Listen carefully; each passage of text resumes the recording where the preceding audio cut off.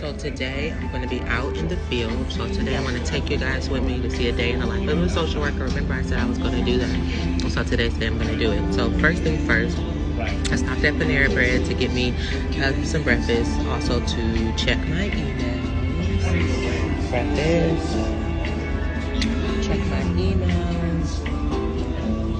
And then I will update you guys on the schedule for today, and I'm going to bring you guys along. Yay!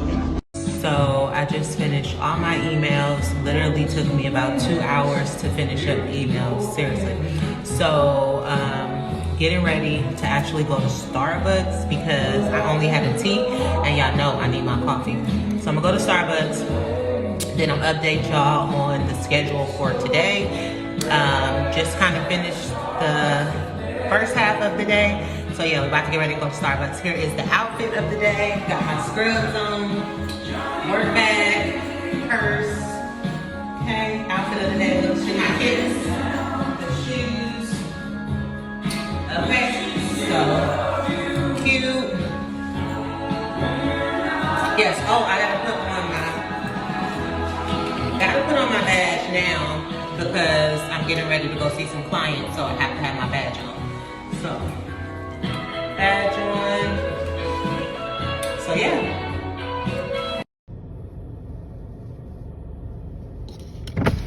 Hello, what can I get for you today? Yes, can I have a grande strawberry acai with light ice and lemonade? With lemonade? Yes. You said a grande with light ice? Yes. Alright. Anything else for you? Let me see. Do you guys have the baked apple croissant? Let me double check for you. No, unfortunately I am all sold out. Okay, that'll be all. Alright, $4.95. Thank you. Thank you. Okay guys, so really quickly, I got my planner, so I'm going over my day. So it looks like I have 3 assessments to do today, and so sometimes when we assess, I either assess people at their homes, I can assess people at our clinic, or I assess people at skilled nursing facilities, or I can assess people at the hospital, or I can assess people at psychiatric units. So I have 1 at a psychiatric unit today, and then I have 2 at a skilled nursing facility. So we're going to do 3 assessments today, and when I am assessing, I'm really just trying to see if the person is able to identify where they are, if they're able to identify their self, if their mind is processing correctly, if they're able to function in the community, if there's been any changes within, let's say, their mobility, if there's been any changes with any new behaviors that they could be displaying. So I'm really just doing an evaluation. So after we do the evaluation, then obviously I have to do a note, my case note on what I observed, okay, and also the scores from whatever test I administer. So if a person has, let's say, showing signs or symptoms of, let's say, anxiety or depression, or I see that there's been a decrease in their cognition, like the way that their brain processes, right, or I see that they're not coherent, meaning they're not able to follow the conversation, or if they're not relating things in reality, right, then I have to gather all of that information, right, compute it up, and then figure out what their score is, and then enter that into my case note. And then after we do the case note, then I may also need to refer someone to another discipline, like they may need to see the medical provider because they're having, or I may refer them to a therapist because they may need some therapy, right?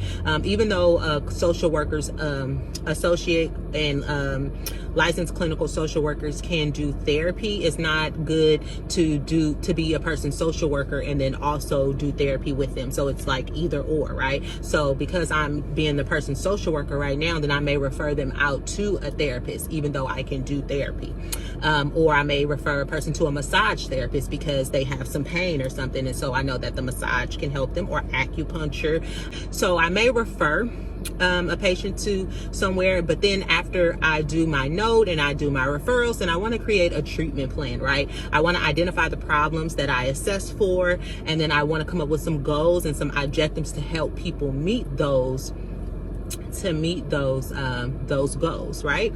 So that a person can ultimately be stable, right? We want people to be stable. We want people to be functional well-beings in society. Like, that is the whole goal of social work, is to promote the emotional, the physical, the psychological, right, aspect of a human being so that they can function in society. So that is assessing in, just a little bit in a nutshell. So yeah, so now we're at Starbucks, like I said, and so yeah, let's keep the day rolling.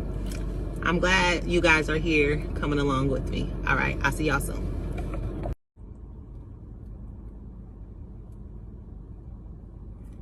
So right now I'm just finishing up a text message I got from a patient's family member. So I'm just kind of updating them on an assessment that I did. Well, actually, it was a home visit assessment that I did last week, and so she just wants an update. So pretty much just text her. So this is my work cell phone, so just text her on that. So made it to the hospital, getting ready to go in. So got my mask, guys. So getting ready to go into the hospital. So see you guys soon. Peace.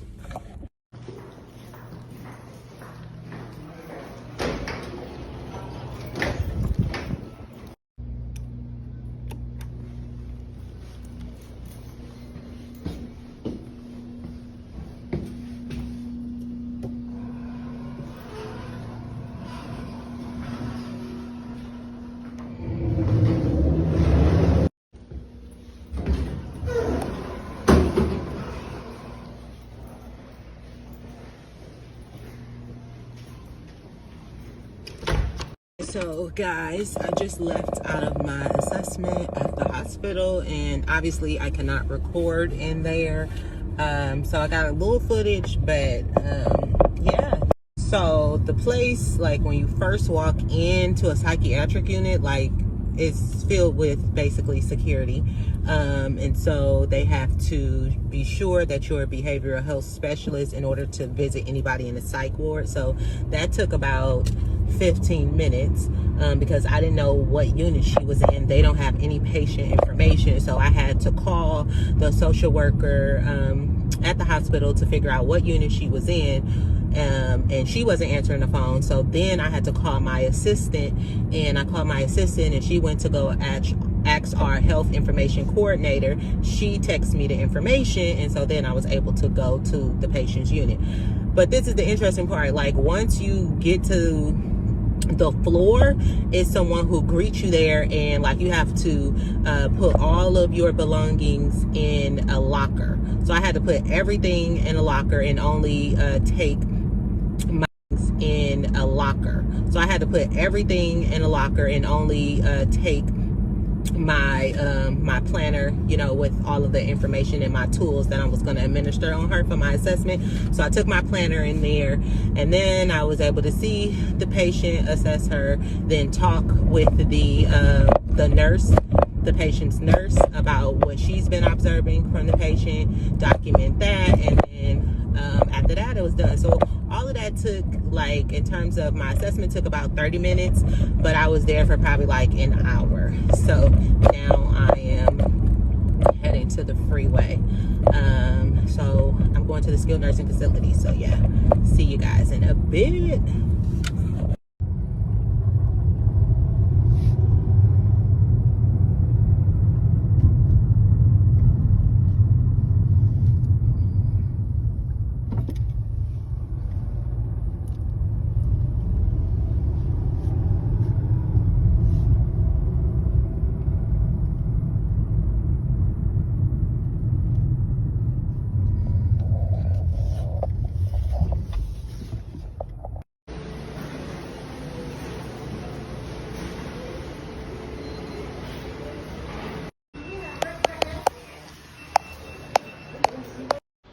Okay, so I'm tired. Okay, finally finished all 3 assessments. So it's 1:49. So literally my day's over. I haven't ate, so I haven't had a lunch. lunch, so obviously I'm about to go eat. And then while I'm eating, I probably catch up on some emails because I need to just send out these emails, and then I'll be pretty much done with my day. Go see my babies. So y'all, I am officially done for today. Period. Thank y'all for tuning in the day of a life of a clinical social worker. So now you guys got a little bit more idea of what a social worker do. A clinical social worker, we're not just people who help people with resources. We're not just people who file APS cases on people who is experiencing neglect or abuse. No, social workers do a lot more. In VAST, like, we are true advocates. We advocate on behalf of the vulnerable population, people who don't have the ability to express themselves. So we make sure that people's voices are heard, right? It is a reward in social work, and to be honest, social workers make good money. It really just depends on what you want to do in terms of like what avenue you want to experience social work.